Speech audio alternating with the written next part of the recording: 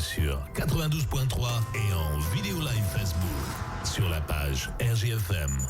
7h45, nous sommes le 28 juin. Dans une dizaine de jours vont démarrer les vacances d'été, évidemment, et on va voir un petit peu, on va prendre le pouls de cet été, comment il s'annonce dans les gîtes de l'Allier, puisque l'association des gîtes de France de l'Allier tenait son assemblée générale hier. Nous sommes en ligne avec le président de cette association, Yves Simon. Bonjour. Bonjour à vos auditeurs. Et merci d'être en ligne avec nous ce matin. Je le disais, c'est vraiment l'occasion là de prendre le pouls un petit peu avant cette saison estivale. Est-ce que le moral est bon du côté des propriétaires de gîtes? Comment s'annonce cette saison estivale? Le moral est toujours bon au niveau des propriétaires qui sont à la fois des aménageurs de territoire avec la sauvegarde beaucoup de patrimoine et des travaux de rénovation, modernisation réguliers, et puis cette volonté d'accueillir, d'avoir ce contact humain et disons cette explication des territoires. Donc on a toujours le moral, même si on sort d'une période qui a été compliquée, celle de 2020, mais depuis 2020, disons, on ne cesse de progresser en termes de fréquentation au niveau du département d'Allier dans les hébergements classés, reclassés, suivis, disons, des gîtes de France. Combien d'hébergements justement qui sont aujourd'hui classés dans le département de l'Allier? On a fait une très bonne année 2022 puisque, je vais dire, on a toujours un turnover dans les gîtes de France, que ce soit dans l'Allier ou au niveau national, d'environ 10% de gens qui, pour raisons diverses, bien souvent c'est des arrêts d'activité et puis, je vais dire, éventuellement des changements de vie. On a toujours un turnover de l'ordre de 10% et en 2022, nous avons pris 65 nouveaux hébergements et nous en avons 400 actuellement en gîte et environ 200 chambres d'hôtes. C'est donc ça se maintient, c'est plutôt positif tout ça. Comme vous le disiez. Disons, on a progressé, mais on se maintient depuis un certain nombre d'années. On voit arriver aussi les collectivités. On a des initiatives au niveau des collectivités qui recherchent aussi des ressources propres et qui investissent dans l'hébergement touristique. C'est un point important. Et puis, on fait un peu un appel du pied. C'est vrai que aujourd'hui, on est en demande de conciergerie, c'est-à-dire des gens qui sont susceptibles d'apporter leur savoir-faire en matière d'accueil, en matière de ménage, etc., d'état des lieux au niveau des collectivités. C'est quelque chose, je veux dire, avec les 35 heures, avec l'emploi, je veux dire, la semaine, qui est un petit peu compliqué en week-end, mais je veux dire, ça commence à se mettre en place. Il y a différentes initiatives. Et hier, un exemple tout simple, on a fait témoigner l'ESAT de Saint-Hilaire, qui, au travers de sa blanchisserie, qui, au travers de ses espaces verts, qui, au travers d'un certain nombre d'activités, je vais dire aujourd'hui, peut apporter son soutien, disons, dans l'activité touristique et dans l'hébergement chez l'habitant. Quel est le niveau de classement des gîtes de l'Allier? Puisqu'on rappelle que pour les gîtes, il y a des classements en EPI, évidemment. Plus il y a d'EPI, plus ça veut dire que le logement répond à certains critères de qualité. Est-ce qu'on est bien dans le département? Alors, ce qui nous différencie essentiellement de toutes les plateformes dont on parle beaucoup, c'est que nous ne sommes pas, des déclarations spontanées. Je veux dire, les gîtes sont classés, vous le soulignez, sont reclassés régulièrement et apportent des garanties aux consommateurs. Et on s'aperçoit que au jour d'aujourd'hui, l'hôte qui est accueilli dans les gîtes a besoin de plus en plus d'être rassuré quand il part en vacances. C'est une période importante de l'année et par rapport au travail. Et quand il arrive de pas avoir de mauvaises surprises. Donc dans l'Allier, grâce à un patrimoine assez exceptionnel, nous avons de très beaux classements puisque dans les chambres d'hôtes, on avoisine, je veux dire, des chambres qui sont à plus de 90%, 3 épis et plus, jusqu'à 5 épis. Et puis dans les gîtes, on est à plus des 3/4 des gîtes avec 3 épis et plus, donc un très beau parc qualitatif. Je veux dire, les gens ne sont pas déçus quand ils viennent dans l'Allier. Alors vous évoquiez évidemment la concurrence entre guillemets d'autres plateformes. On parle bien évidemment par exemple d'Airbnb. On aurait pu se dire que les gîtes c'était un petit peu entre guillemets désuet vis-à-vis de tout cela. Aujourd'hui vous revendiquez le fait que vous, il y a un vrai contrôle de qualité, etc., que vous vous différenciez de ce type d'hébergement là. Je le dis très ouvertement, les plateformes, qu'elles soient chinoises ou américaines, d'ailleurs n'ont pas forcément leur siège aux États-Unis ou ailleurs. Elles sont souvent dans des paradis fiscaux. Les plateformes aujourd'hui coûtent très très cher. On a l'impression que c'est pas cher et c'est très cher parce qu'en définitive, il n'y a pas de service apporté. C'est uniquement de la publicité. Alors, je vous fais un clin d'œil au passage.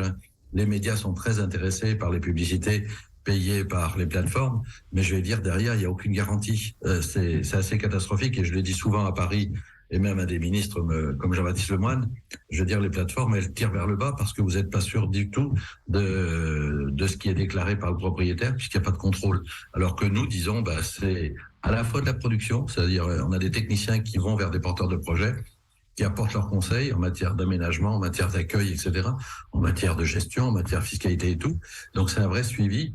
Et je vais dire, on n'a rien à voir en termes qualitatifs avec les plateformes qui, elles, n'ont pas de suivi. C'est du déclaratif simplement.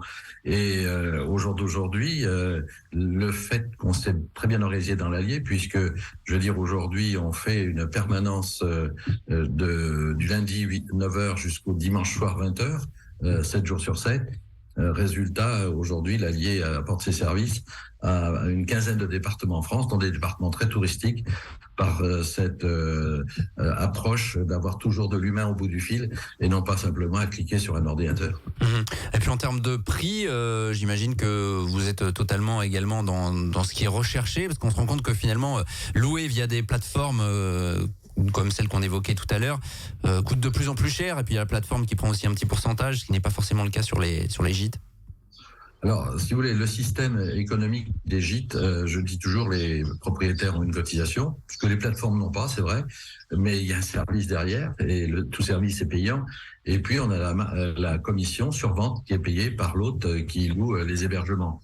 Les plateformes, sans apporter aucun service, prennent plus de marge de commission sur vente que Gîtes de France. Je dis plus en moyenne, et résultat, le consommateur s'en aperçoit, enfin, le propriétaire ne s'en aperçoit pas, c'est le consommateur qui paie. Mais je le redis, les plateformes, hélas, l'Europe s'est pas organisée, on n'a pas ce style d'équipement au niveau européen, donc on dépend des autres. Mais il faut qu'il y ait des règles du jeu très claires. Moi, je demande, et je vais bientôt être reçu par les conseillers de 2 ministres, à la fois sur le numérique et à la fois sur le tourisme. Je demande, et je suis chargé des relations institutionnelles au niveau de la Fédération nationale, je demande que pour les hébergements Gîtes de France, qui sont sur des plateformes, l'obligation qu'il y ait le logo Gîtes de France, parce que ça rassurera le consommateur de savoir que c'est Gîtes de France et qu'il y a derrière un suivi. Et puis, je vais dire, on le voit en termes de droits d'auteur avec la SACEM, où je suis en négociation actuellement pour Gîtes de France. Je vais dire, il n'y a aucune raison que les plateformes n'aient pas à honorer des droits, je vais dire, de production, des droits industriels et commerciaux, parce qu'elles utilisent la marque Gîtes de France. Donc, c'est aussi, je vais dire, quelque chose qui doit se clarifier, y compris au niveau européen. On ne comprendrait pas qu'on vende du champagne aujourd'hui sans étiquette, comme aujourd'hui on vend des gîtes sans étiquette sur des plateformes. C'est pas possible. Bien sûr. Je vais dire de façon très claire, je pense que le Covid a montré au niveau national, et en particulier à différents ministres, le sérieux des Gîtes de France. Et on peut dire que depuis le Covid, je vais dire, l'image Gîtes de France est très nettement renforcée. Prochainement, on va signer une convention avec les élus de la montagne qui, eux, refusent, je veux dire, les plateformes et veulent travailler avec des signes de qualité parce que Gîtes de France, je vais dire, est là depuis 1955, a apporté son sérieux. C'est pas du tout désuet, c'est tout à fait, je vais dire, des hébergements insolites, des hébergements, je vais dire, très particuliers. Et surtout, on a de l'humain et je vais dire, ce qui compte beaucoup de nos jours, où on a tendance à avoir une société qui s'individualise. Et il faut repartir sur du contact humain et la richesse de ces contacts. Alors on le sait, le département de l'Allier n'est pas forcément le département où le tourisme a sa part la plus importante comparé à d'autres départements de la grande région. Mais comment s'annonce cet été? Vous avez déjà des retours, évidemment, j'imagine, de propriétaires en termes de réservation. Où est-ce qu'on en est? Quand on dit, si vous voulez, je prends ma petite commune. Hein, moi, j'ai une petite commune qui n'a pas... il y a un château qui se visite, il y a une berge gastronomique, il y a un atelier de poterie, il y a différentes petites choses. Mais avec une initiative communale, aujourd'hui, nous sommes avec 5 gîtes et 3 structures chambres d'hôtes.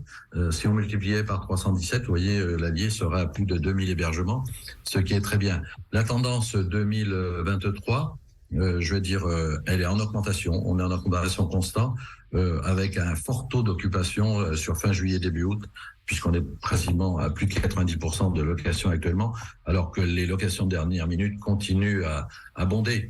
Mais aujourd'hui, au travers de l'agence d'attractivité du département, je pense qu'il faut bien se rendre compte que dans l'Allier, quand vous venez vous reposer, vous avez un calme assez exceptionnel. Mais en plus, vous avez des animations, je vais dire, de toutes parts, que ce soit sur les 3 agglomérations, que ce soit, je vais dire, au niveau de différents concerts sur le territoire, que ce soit Paléopolis, que ce soit le PAL, que ce soit, je vais dire, tout l'aspect réserve naturelle et tout. Je veux dire, la palette qui peut être offerte en Allier, elle est assez formidable. Et je le disais à l'agence d'attractivité, si vous voulez, on peut, par rapport aux perches, par rapport à la Dordogne, moi je suis assez ambitieux, on peut aujourd'hui dire que le Bourbonnais, en Seine-Provence, à la fois il y a de la Sologne avec des étangs et avec le PAL, il y a à la fois de la moyenne montagne avec la montagne bourbonnaise et tout son charme, il y a à la fois la suite du volcanique avec la Cambraille bourbonnaise et là aussi avec plein de richesses, le bocage façonné par les moines, et puis on a ce Val d'Allier qui, bien sûr, il y a la Sioule, mais après on peut décliner aussi la Loire avec la Bèbre, on peut décliner le Cher avec l'Aumance. Je veux dire, on est plein de richesses, mais on a tant, on a tellement qu'on n'en parle pas et on a l'impression de pas d'avoir. Et c'est toute la technique qu'il faut qu'on développe à l'avenir, de dire dans l'Allier, on a une palette de richesses, à nous de les découvrir, de les faire découvrir. Voilà, on retiendra donc que la saison s'annonce bonne du côté des gîtes de France de l'Allier. Il y a en plus le passage du Tour de France qui forcément va booster dans certains lieux les réservations. Merci Yves Simon, en tout cas d'avoir été avec nous ce matin, président de l'association des gîtes de France de l'Allier. Merci à vous, bonne journée. Très bonne journée à vous. Il est 7h56 sur RJFM, on continue le direct dans quelques minutes. 7h45, l'invité du jour, en direct sur 92.2.